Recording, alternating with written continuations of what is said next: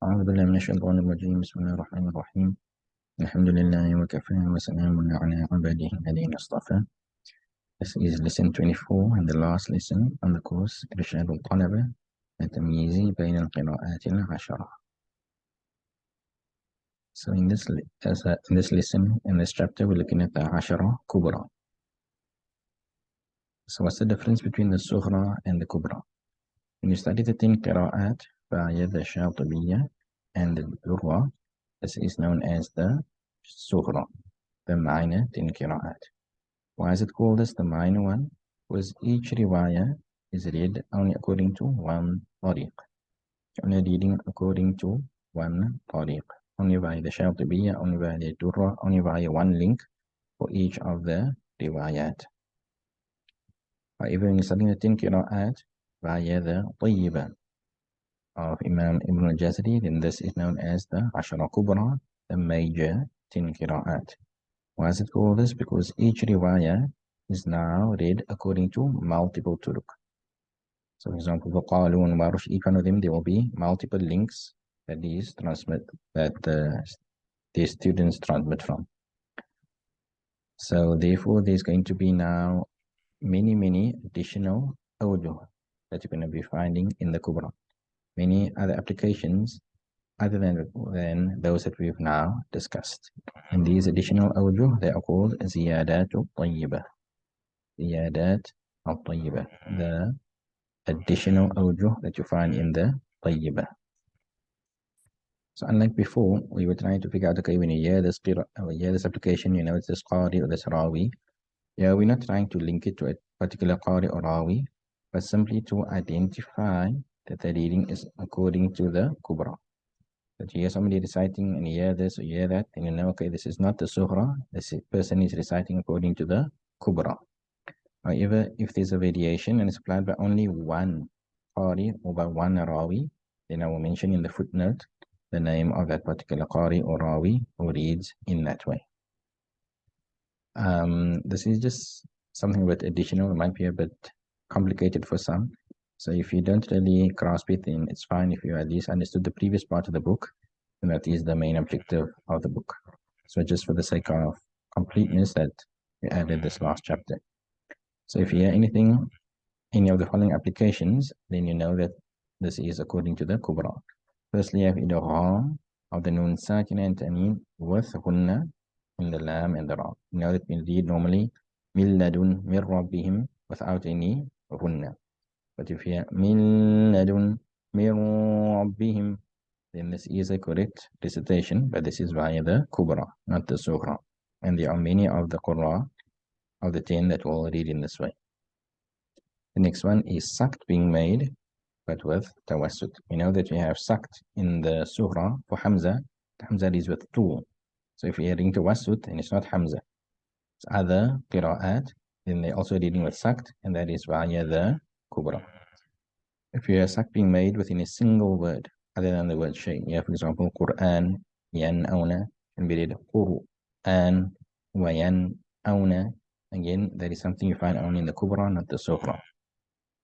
Sakt being made on the letters of mad. Mad munfasil over here, the mad muttasil, you read it as Ya Bani Isra'ila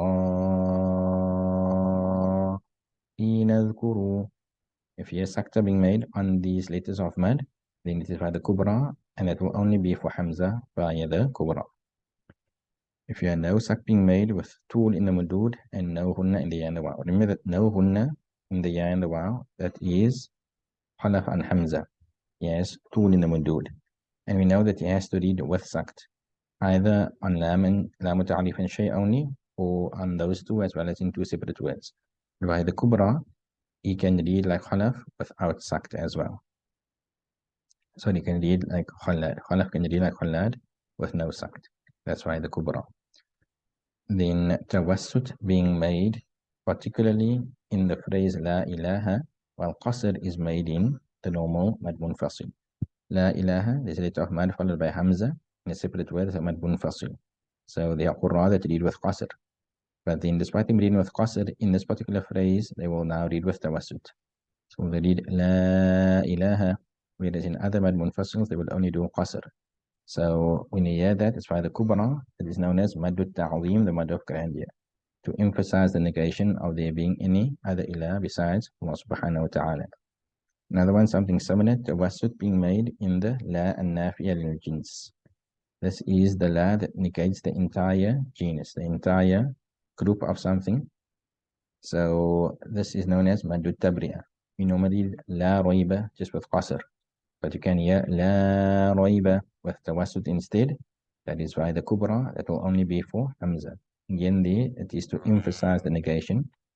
The cause of the mad there is ma'ana, looking at the meaning. Then we have Imada being made in the Tamarbuta, but with Tu. You know what, from what we studied so far, that Imada Tamarbuta is for Kisa'i, and Kisa'i has the Wasut. But it can be done with Tu, and that will be for Hamza. Hamza will join Kisa'i in reading with Imada Tamarbuta in one wajh via the Kubra. Then we have Naql being made with Qasr or Tawassut. Now that Naql in the Sughra is for Warsh, and Warsh has Tul in the Mudud. That is via Azraq. But then he has Warsh via Asbahani as well, and that will be with Qasr or Tawassut in the Mudud. I mentioned in the footnote as well that via Asbahani, Warsh will read without Tarqiq of the Ra and without the Ghalib of the Lam. But you will still have the Naql. Then you have idgham of the nun sakin and tanween being made with ghunna in the waw, but without ghunna in the ya. You know that khalaf and hamza reads without ghunna in both the waw and the ya, without making any distinction between them.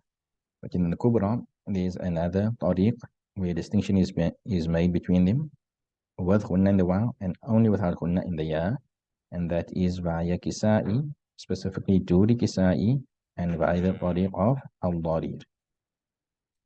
Then you have ibdal of the hamza sakina being made, but without idgham kabir.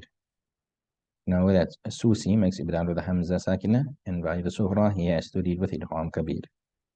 Then we also have in the sughra Abu Ja'far, and Abu Ja'far reads with sila of the mim al-jam. So ibdal of the hamza sakina has to go with one of the two.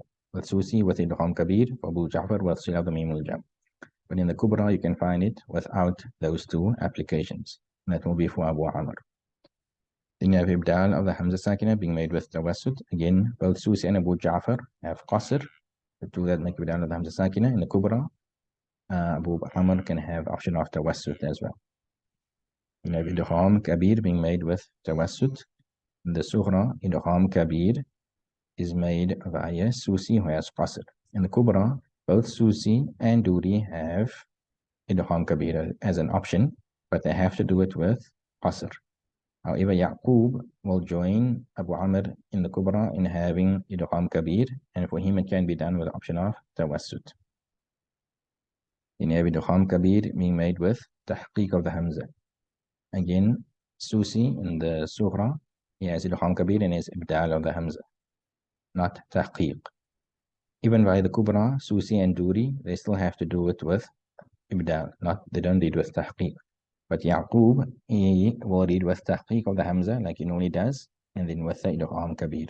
That is something specific for the Kubra. Then we have stopping with the Ha Sakt on the Jam Mudhakkar Salim. You know that this is for Yaqub, he stops with the Ha Sakt. Mentioned for him in the Sughra, Huwa, Hiya, Hunna, Ilayya, and so on. So the Jam Mudhakkar Salim is the masculine, sound masculine plural. For example, Al-Anamina, وَلَضَّالِّينَ. So قَدْ أَفْلَحَ الْمُؤْمِنُونَ.